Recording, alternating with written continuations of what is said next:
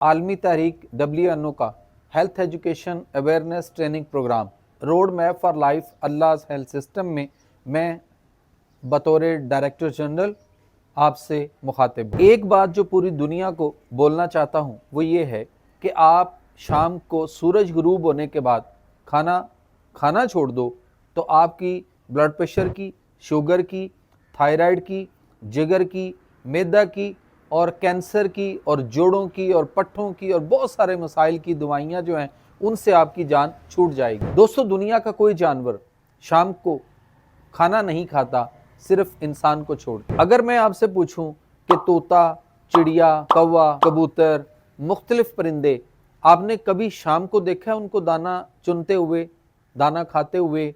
कभी भी नहीं खाते। उसकी क्या वजह है? वो बहुत उड़ते हैं, बुलंदियों से उड़ते हैं, लेकिन सुबह सुबह वो अपने घोंसलों से निकलते हैं, दाना चुनते हैं।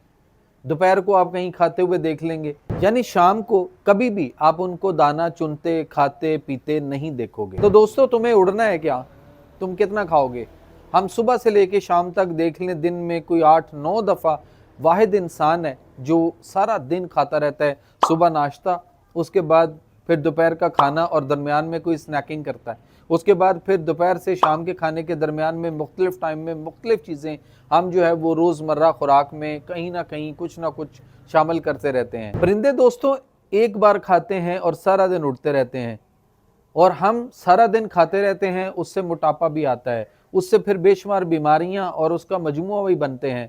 मोटापे से आप देख लीजिए शुगर भी आ रही है, उसके बाद हमारे जोड़ों के मसाइल भी आ रहे हैं, उसके बाद हमारा ब्लड प्रेशर भी हो रहा है, उसके साथ साथ हमें हार्ट डिजीज़ जो है, हार्ट दिल के मसाइल का भी सामना करना पड़ता है, और बेशुमार खराबियां हैं जो हमें बिल्कुल अपाहज कर रही हैं। तो दोस्तों, आयुर्वेदिक में लिखा है कि जो एक बार खाए वो योगी, और जो 2 बार खाए वो भोगी, और जो 3 बार खाए वो रोगी।